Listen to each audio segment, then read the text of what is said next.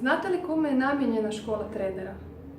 Često me pitaju, ok, a tko je trener uopće? Idejno, škola trenera je zamišljena za internet trenere u kompanijama, čiji je posao prenošenje znanja, vještina i motivacije drugima.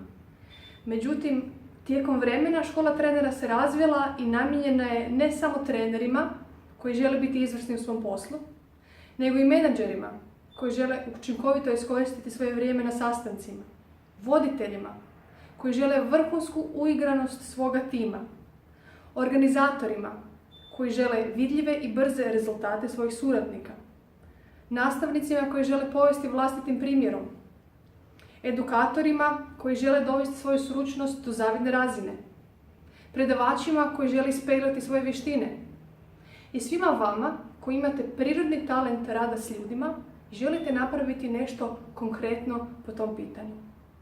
Škola trenera počinje 20.10.2017. Vidimo se!